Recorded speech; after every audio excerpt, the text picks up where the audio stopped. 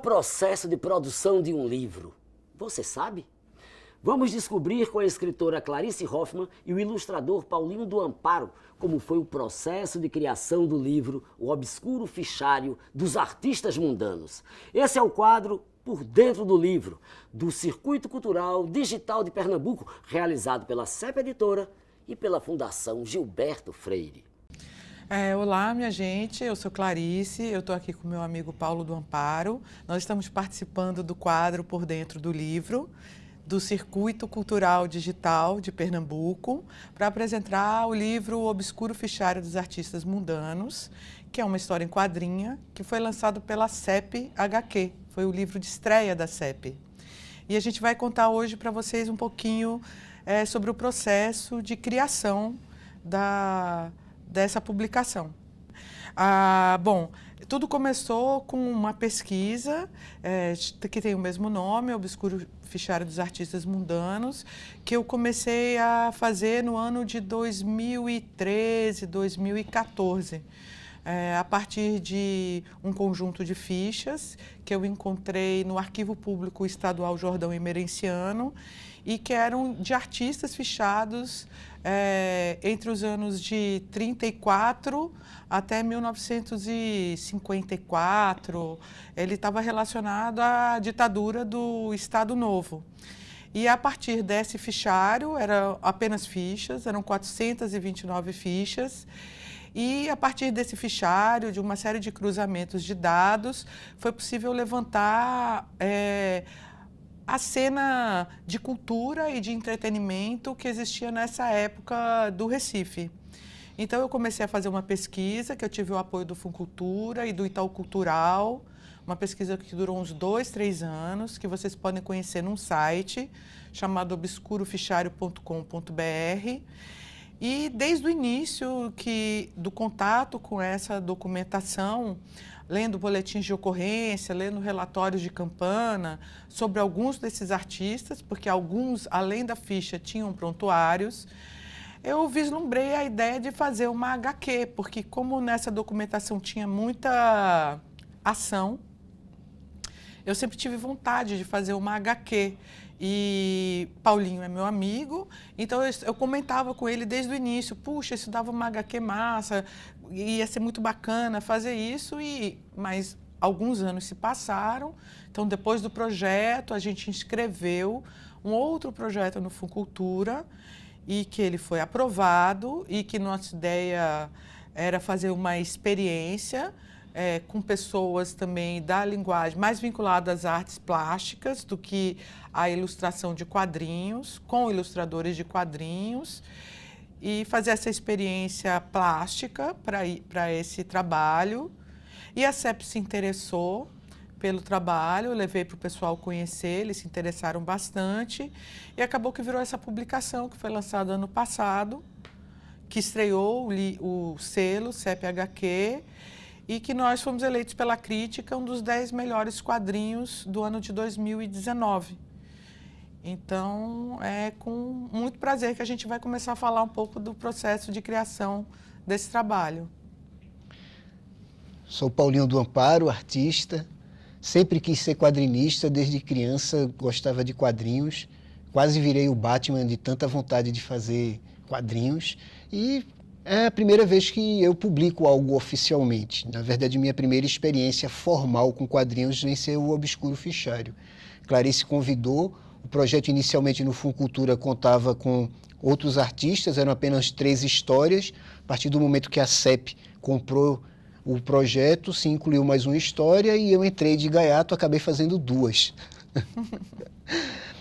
Processo de HQ, principalmente já mais formalizado, como está aqui, uma graphic novel, né? É um livro de quadrinhos, não é uma revista, de qualidade gráfica muito mais acima do que um quadrinho de linha. Se optou por cores, se optou por, sim, uma competência da CEP gráfica, que é impressionante, o resultado ficou muito bom. E vamos contar aqui como é que foi essa aventura, porque fazer uma história em quadrinhos, de certa forma, é você fazer um filme sozinho em casa. Acima do roteiro, vai se descobrir a cara de personagens, não podíamos muito usar os personagens reais, não podíamos, por direitos de imagem, por talvez a família de pessoas que seriam citadas, a gente teve que recriar em cima das histórias que Clarice pesquisou no fichário e ficcionalizar, fantasiar histórias para trazer para vocês, para o público, o que era isso, que clima era esse, por que os artistas foram perseguidos, vigiados. O primeiro trabalho que a gente teve foi desse imenso universo de 429 personagens, de 429 artistas, né? Escolher 4 personagens protagonistas, porque tem os outros que estão na história também, que de alguma maneira pudessem contar também um pouco da história dessa época. Então, esse foi o primeiro trabalho que a gente teve e que, claro que a gente tinha essa tarefa de escolher esses personagens e quem seriam os protagonistas e personagens que de alguma maneira pudessem narrar, fossem histórias representativas para o que aconteceu naquele período. Então, o primeiro trabalho foi esse, e os personagens que a gente também tinha uma certa paixão, né? Porque eu acho que tem uns que a gente é mais apaixonado do que outros. Aí, depois que a gente escolheu, a gente começou a ficcionar essas histórias, a contar essas histórias. E esse tratamento desse roteiro, ele passou por 4 tratamentos. Um primeiro tratamento que foi feito e que foi apresentado aos quadrinistas, depois um novo tratamento com a intervenção dos quadrinistas, depois uma limpeza do texto em si, e depois uma limpeza final quando você está com o texto, com o desenho. Porque o desenho fala muito e às vezes as palavras sobram. Então, esse processo de você ir secando o que se fala numa HQ foi um grande aprendizado para mim, assim, de eu começar com um texto grande cada vez mais e vendo que eu não precisava de tanta fala para dizer o que a gente queria contar. E a outra coisa que eu acho bem importante nessa HQ foi o uso dos documentos. Os documentos, eles fazem parte da narrativa da HQ. Então, em alguns momentos, inclusive, eles funcionam como balões, como na história de Josefine. Eles funcionam da Mulher Sem Ossos. Na verdade, os documentos, o relatório de Campana, funciona como uma espécie de balão para essa personagem. Então, eu também queria muito que o leitor tivesse o contato com esses documentos para poder entender como a DOPS, ela fazia ela engendrava um discurso a respeito desses artistas, assim, que o leitor pudesse entrar em contato direto com essa documentação. Então, essa foi uma das coisas que balizaram a criação desse trabalho. Então, na verdade, a experiência da gente era o uso de documentos, a transposição de histórias que aconteceram para ficção e essa experiência entre pessoas que trabalhavam mais com artes visuais e pessoas que ilustravam quadrinhos. Então, esse foi a base do trabalho da gente. Tivemos algumas referências de quadrinhos sérios, adultos, que tratam de temas documentais, ainda que ficcionalizando. O uso de apêndices no final do livro é essencial, pois contextualiza e conta de fato a história. A gente tem um exemplo do From Hell, do Alan Moore, temos o Joe Sacco, né, que fez muita coisa de quadrinhos, reportagem, mas que a verdade não podia... Haveria alguns anonimatos a serem preservados, então a ficção vem a preencher isso. Tivemos mais liberdade com o Obscuro Fichário a partir de um momento, porque o clima fantasioso, o clima de paranoia do aparelho repressivo precisava ser ilustrado, sim. O que eles estavam perseguindo, afinal, naqueles pobres artistas, aqueles palhaços, aqueles patetas, assim dizer. O que é um artista? Que dano, de fato, ele causa a uma sociedade do ponto de vista de um aparelho repressivo? Por que estava vendo aquilo? Então, muitas liberdades a gente tomou. Na história do Grande Hotel, é citado via documentos, que houve uma extorsão de uma suposta sociedade secreta do touro negro. Então passei a usar alguns personagens com cabeça de boi, que era o quê? O que é que a repressão enxergava? Era qualquer um? Era de fato aquele recorte racial, social, que se tinha, a xenofobia, o medo do estrangeiro, o medo do negro, o medo do povo. E outra, o que é um artista, essa super-herói, a Mulher Sem Ossos, o Boxista, desenhado pelo outro desenhista, o Greg Vieira. São 4 histórias, 2 pelo Greg, 1 por mim. 2 por você. 2 por mim, claro. E fora que é quadrinhos. A diferença de quadrinhos, talvez, para o cinema é que esse fantasioso, esse imagético mais impossível, mais surreal, é muito mais acessível. A gente pode realmente desenhar os dragões. Eles estão lá, enquanto não é um efeito especial. A experiência de trazer o clima pesado disso, a gente também teve muito cuidado. A gente não queria um pessimismo, a gente não queria um vitimismo, desculpem a palavra, é sempre mal aplicada para os artistas. A gente quis dar toda a dignidade aos artistas, toda a liberdade, toda a plenitude e exuberância que eles têm. Então, o ficcional, o fantasioso vem nisso.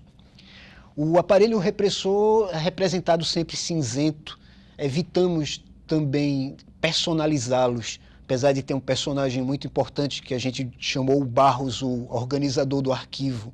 Como a gente optou em representar o aparelho repressivo em si, a gente despersonalizou o que eram os agentes, por exemplo, apenas os paus mandados, na verdade, um Zé Manés a quem se deu o poder de perseguir, de extorquir, de chantagear, de tocar o terror com geral. Era uma ditadura, sim, era um Estado totalitário. Eu lembrei de uma...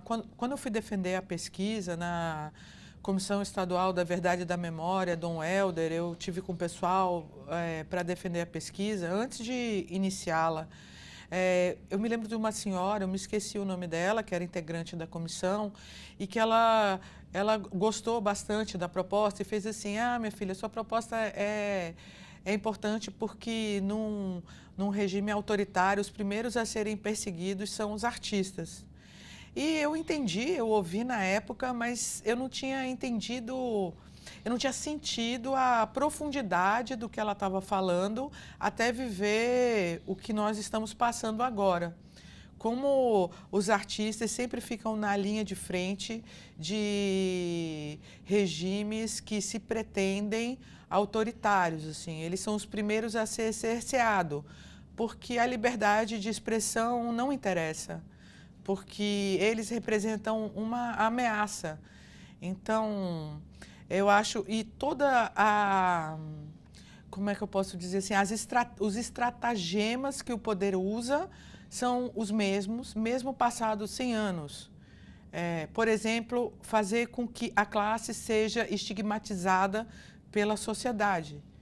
Então, você começa a ter uma série de estratégias para que a classe seja chamada ou de vagabunda, ou de libertina, ou de qualquer coisa assim. Então, essa é uma coisa que a gente tem que prestar bastante atenção, porque a arte é fundamental na vida da gente. E são os artistas que fazem isso. Então, a gente tem que prestar muita atenção quando um regime se inicia tendo como inimigo os artistas. Eu acho que isso é bastante importante para a gente poder falar das histórias que a gente vai contar agora. Enquanto artista, o que eu posso dizer, somos viciados em chamar a atenção. E isso, por outro lado, faz com que toda a sociedade projete em nós essa coisa, são seus medos, são seus desejos, tudo vai para o artista. Mesmo que o artista seja uma dona de casa exemplar, bela, recatada e do lar, lá está o estigma de que artista não presta, artista é um bicho diferente. Artista é a parte da sociedade. A marginalização da arte é uma faca de 2 gumes. Precisamos ser ousados, sim. Somos, por profissão, ousados, tocamos com nossos dedos nas feridas, pagamos caro por isso. Acho que isso leva os estados totalitários a darem especial atenção a nós, esses pobres coitados. Bom, e aí acho que a gente pode começar mostrando aqui esse trabalho aqui, que é a capa do Obscuro Fichário. Ele, na verdade, eu vou abrir a capa assim, é de Maurício Castro, que é um artista visual. Isso é um quadro a óleo, um quadro enorme a óleo, que ele fez e a gente fotografou e que se tornou a capa do livro. O Maurício também participou fazendo a segunda capa, que aqui está um personagem, Jaque. Isso aqui foi desenhado em papel craft. E fazendo Ofélia, que também foi desenhada em papel craft.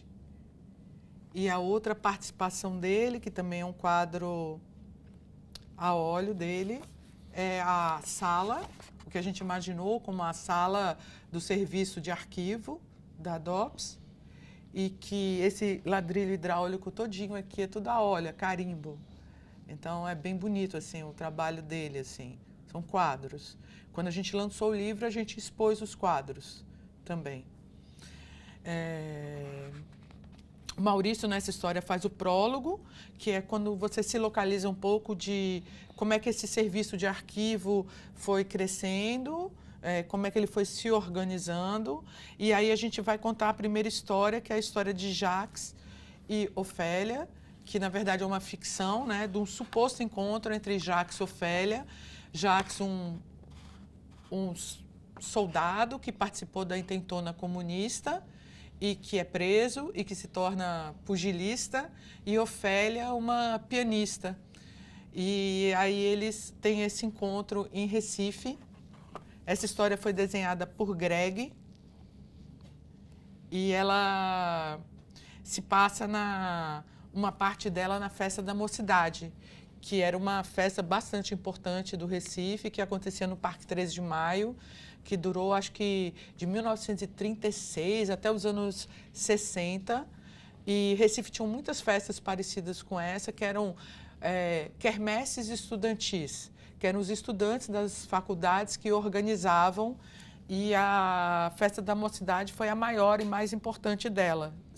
E acontecia durante muitos meses no Parque 13 de Maio. Essa é uma das histórias desenhadas por Greg. E eu gosto muito dessa página daqui, que é a passagem de nosso personagem Jacques em Fernando de Noronha. E esse depoimento que tem aqui, em letra cursiva, é do livro de Gregório Bezerra. São palavras de Gregório, que a Boitempo liberou para a gente, da memória de Gregório, ele contando para a gente como é que era a prisão em Noronha. A prisão em Noronha com os comunistas. E eu achei bem legal, porque eu dei para uma amiga minha, bem jovem, ler, e ela falou, nossa, parece a gente no Estelita, porque ele fala bem dessa resistência e dessa resistência... Capacidade de organizar. E capacidade de organização, de tentar de criar sobreviver. Um ambiente, né? Criar um ambiente coletivo, né? Sim, sim. De sobrevivência. Eu adoro essa passagem. Espero que as pessoas leiam o apêndice para saber que se trata de Gregório. E a outra história que o Greg fez é a última, acho que Paulinho, você pode falar das suas, né, Paulinho? Que é essa, Os Cossacos e o Tabu, que era um grupo de... Eu estou contando a história de um bar que existia na Rua do Hospício, que era um bar que foi fundado por 2 russos, um deles dos cossacos de Kubã, que era um grupo de russos expatriados que entrou pelo Uruguai em 1933 e andou durante 10 anos por todo o Brasil se apresentando, fazendo apresentações pelo Brasil. E aí eu conto uma passagem que é a partir de um boletim de ocorrência sobre um folião que aborda um desses cossacos no carnaval. Não vou dar spoiler aqui, mas é uma história bem bacana mesmo, para entender o grau de paranoia que essa polícia repressora usava. E eu acho que um dos exemplos legais dessa página de como a gente usa os documentos é essa aqui, que foi feita pelo Greg, que aqui a gente tem uma parte da polícia e ele descrevendo uma situação que ele encontrou e o quadrinho mostrando o que precedeu, o que supostamente precedeu essa parte. Eu acho sempre legal assim, essas lacunas da documentação que puderam gerar para a gente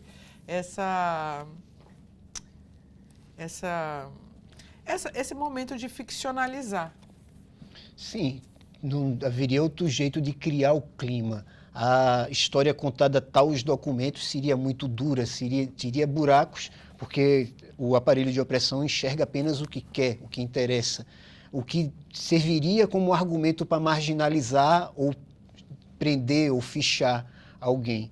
No caso dos cossacos, por exemplo, eles eram russos brancos, minha gente. Eram anticomunistas, mas eram russos. Então, a estigmatização, a perseguição, a criação de um elemento de paranoia para ser difundido de que esse cara é estrangeiro, presta atenção nele, é misterioso. Isso também. Dentro desse fichário, artistas estrangeiros, então, coitados.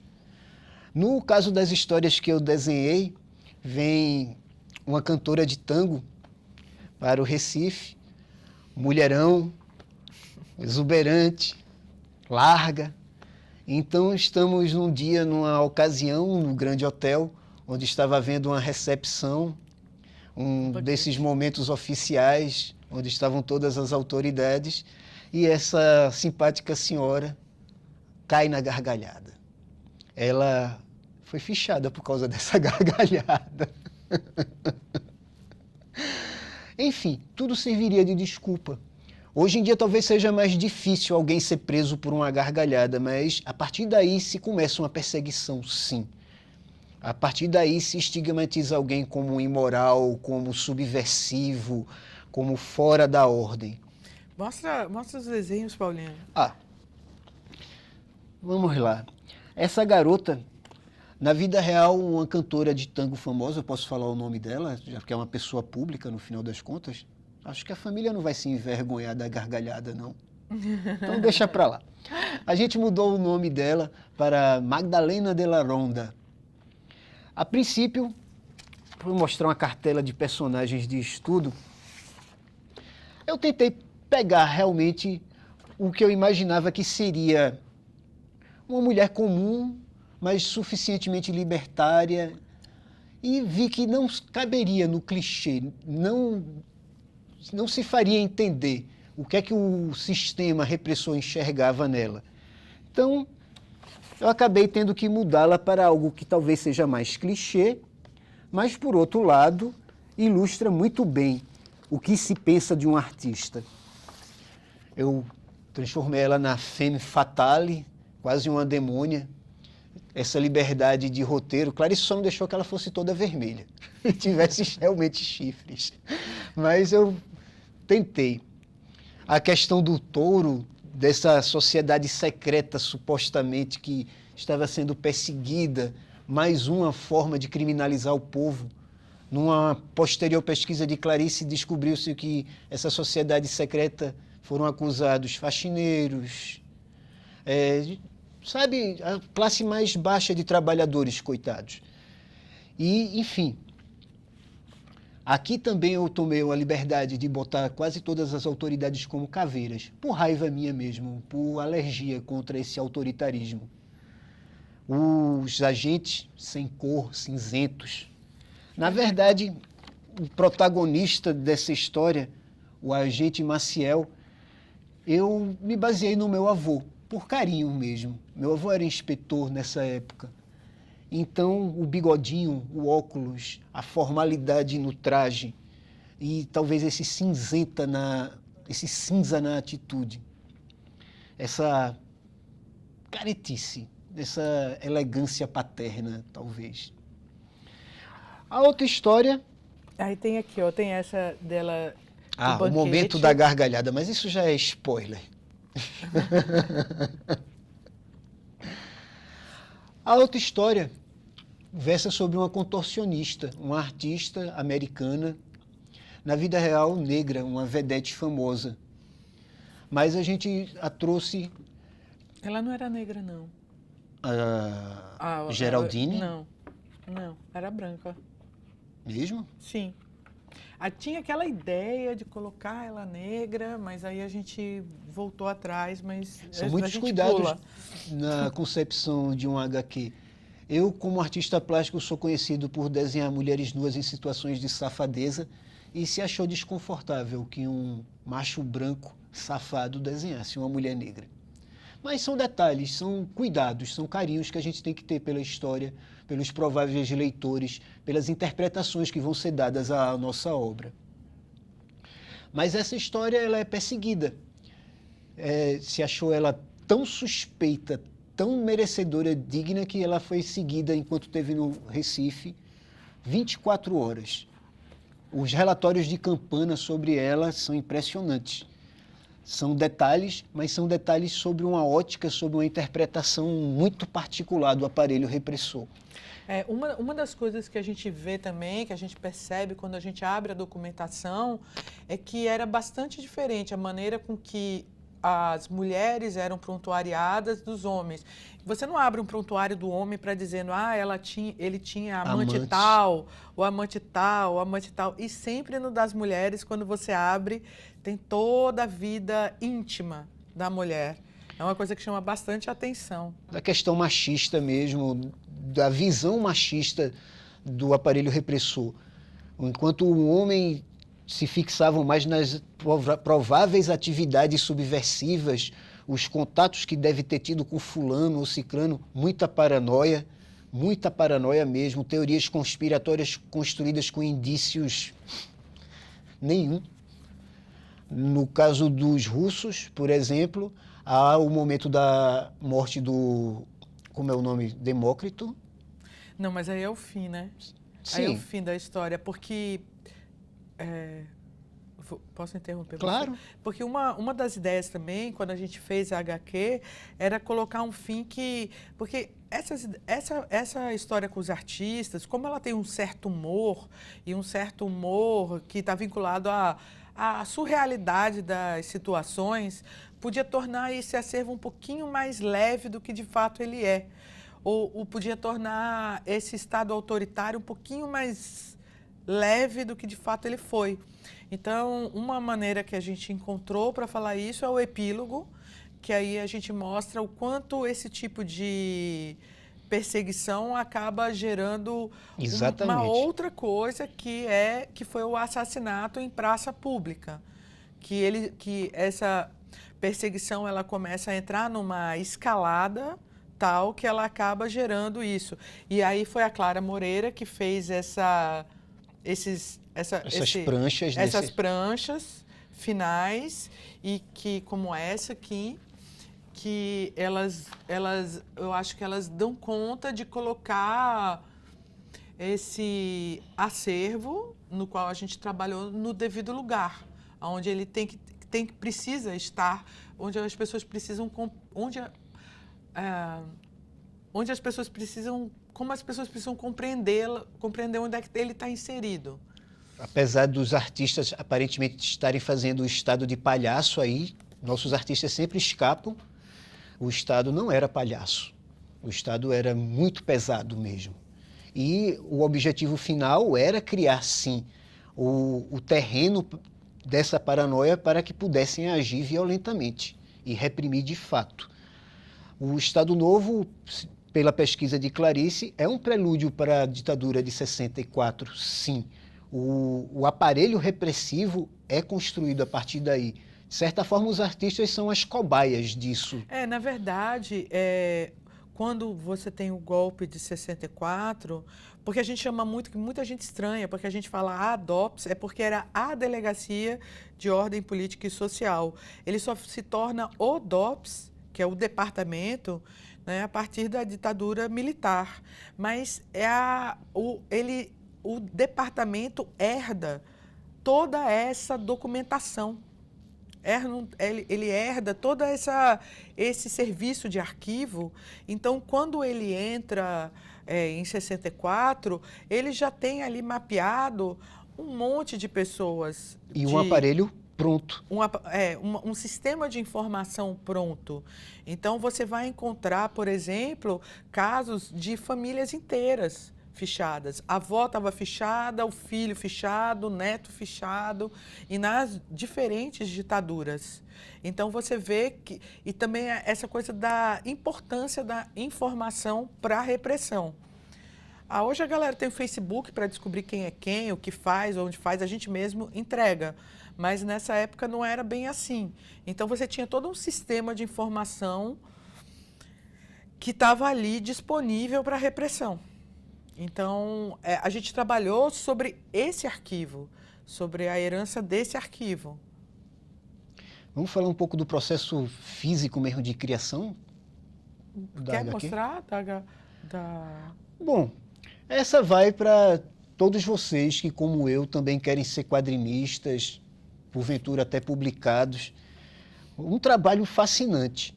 A partir de um roteiro, de um texto, obviamente sentando desenhista, que acaba sendo um co-roteirista, e a roteirista e os escritores em si, a gente vai refinando. Vai refinando a partir do momento que sabe-se o que se quer naquela página, o que se quer naquele conjunto de páginas, que sequência, como se botar aquela sequência. Então, somos diretores de fotografia, temos que escolher os rostos dos personagens, roupas, toda a pesquisa de ambiente e, o mais importante, isso fechar, no final das contas. Há um trabalho de corte cruel, corta-se na carne, ideias geniais são abandonadas porque não farão mais sentido daquele jeito. E o processo de chegar realmente não é apenas desenhar, é saber exatamente o que desenhar, que expressão vai ter. Uma das páginas mesmo... Mostra quanto foi necessário de estudo para uma página, por exemplo. Tem um exemplo lindo.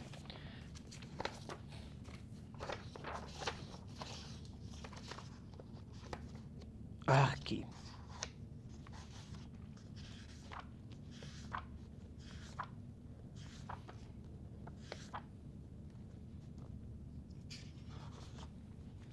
Bem, não vou contar na frente de vocês, mas a página que eu chamo Casablanca, onde a cantora de tango está no saguão do hotel, onde ela vai dar a risada, junto com 2 oficiais americanos e uma amiga, me rendeu 23 estudos, até eu entender exatamente como ela sairia apenas da mocinha que está ali paquerando, para uma revolta que é expressa nessa risada. Como foi o diálogo? O que gerou isso? Onde foi que a bebedeira entronchou? Então, a nossa querida Magdalena de la Ronda, essa. Até chegar nisso, ela mudou de rosto, ela mudou de postura, precisava se dar uma ênfase a ela, então ela está sempre grande no quadro. Os interlocutores dela vão provocá-la, ainda que involuntariamente, falando de política, até o momento em que ela discorda de tudo e praticamente manda tudo se lascar.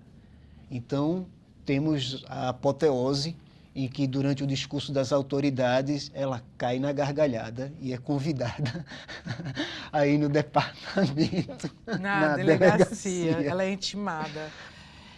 É um trabalho danado, viu, gente, fazer história em quadrinho. É verdade. Muito tempo. Muito bom, foi uma das experiências profissionais minhas mais válidas.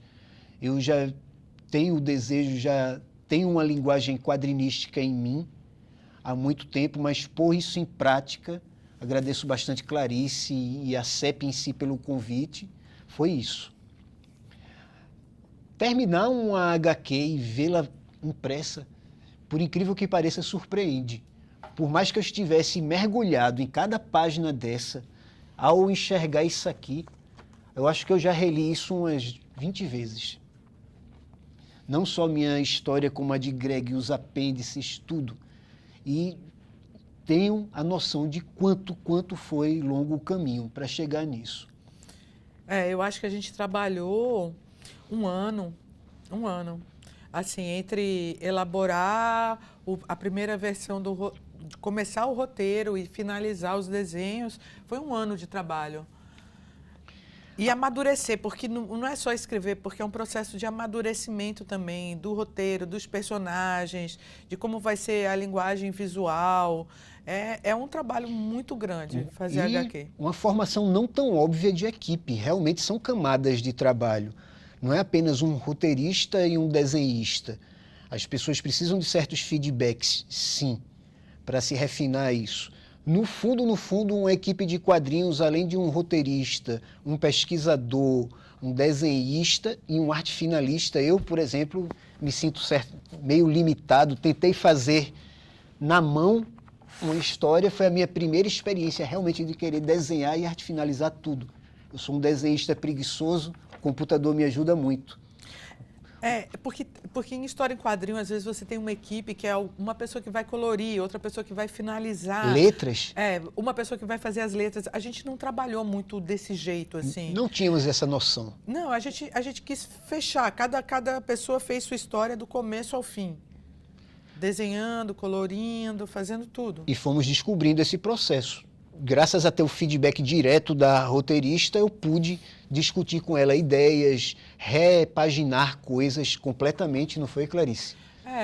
E eu acho que a gente ficou aberto até o fim para mudanças, assim. Eu lembro quando chegou os desenhos da Clara, Sim. que na verdade eles não eram o epílogo. Sim. E que a gente decidiu, pouco antes de publicar, trazer a história para o epílogo. Então, essa coisa de você estar aberto sempre para mudar uma coisa que está planejada, eu acho bem importante, assim, para a gente poder contar uma história, assim, a gente não ficar duro, assim, fechado, é assim, assim, porque eu acho que é o próprio movimento do desenho que vai mudando a história, dos resultados do desenho, que vão mudando.